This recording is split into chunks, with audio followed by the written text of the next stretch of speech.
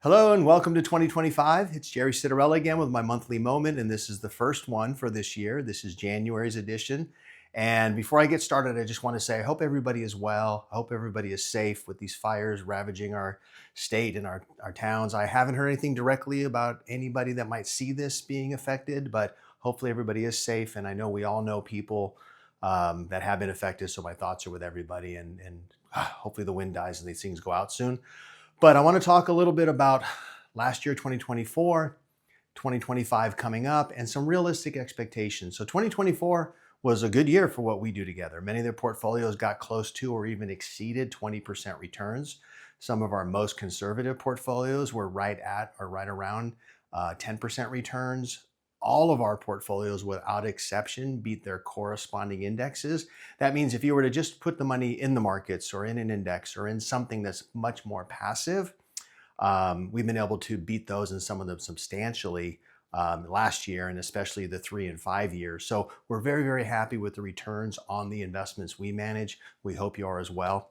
Obviously, now going into this year, the inauguration of the new president, new administration happens in about a week from today when I'm doing this.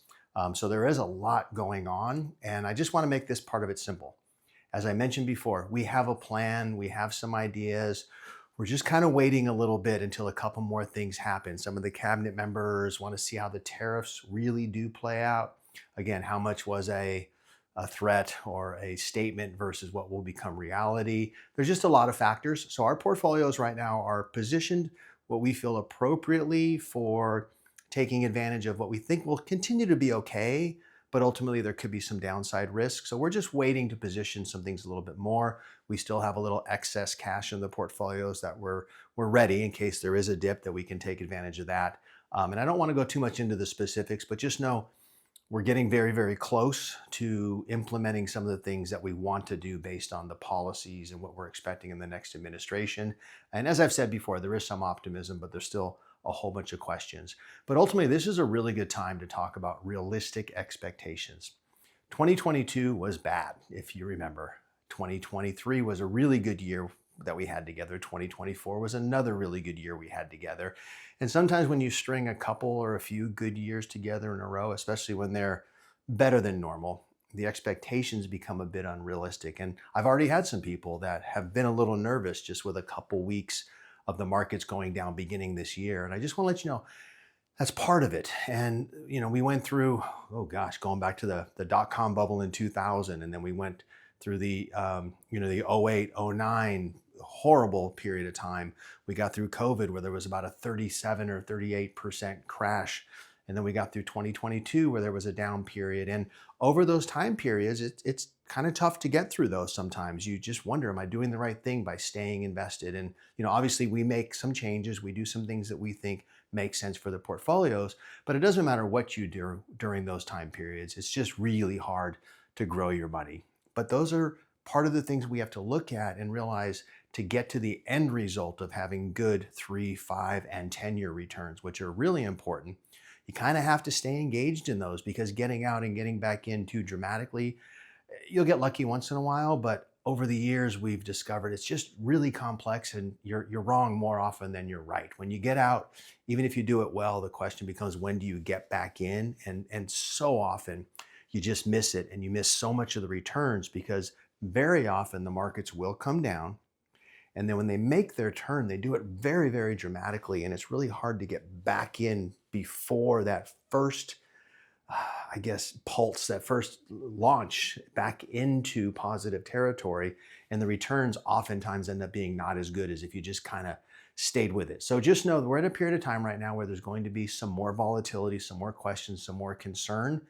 We have a plan, and this is part of it. So we will do our best to minimize losses as we go through this volatility and even some more downturns.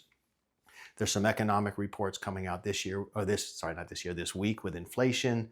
And again, the inauguration is next week. Once Trump gets in and once the cabinet members are chosen, we'll have a really good look at what is probably going to happen moving forward, what it's going to look like.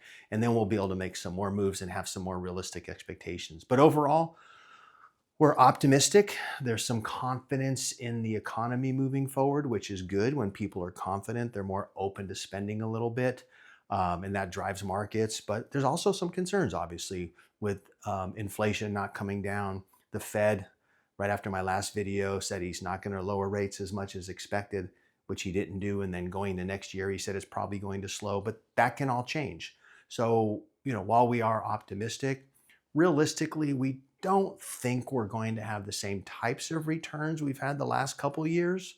But that can change with just a couple policies or a couple things happening. So we're remaining nimble, we're remaining ready. But I just want everybody to keep their expectations realistic and don't think we're going to earn 15, 20, 25, 30, in our most aggressive portfolios that are primarily technology. It's been more than that.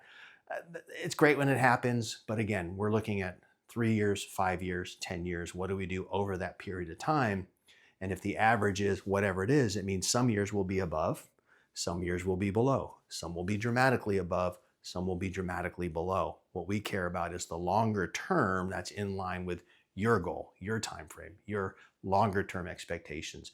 If you're more conservative, you won't see those fluctuations. If you're more aggressive, there's more of those. So you have to just understand that. So just know in the next week to 2 weeks, we're going to be making some bigger decisions, taking some of the cash most likely and implementing it in places we see fit.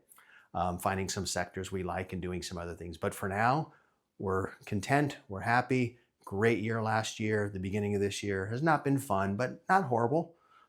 We've made a couple little moves and we'll make some more. So if you have any questions or concerns or anything else, let me know. We're very, very close to doing some things that we think will be effective and potentially dramatic going into next year in the new policies. But as things play themselves out, we'll always make changes if necessary. So this is a little longer than I like it. I like 3 to 5 minutes. I'm at 6 minutes and 56 seconds. So I'm going to stop. Call me if you have a question. Share this with someone you think it could help. And as always, I hope you're well and I hope to see you soon. And again, everybody, please stay safe and be well. Thank you.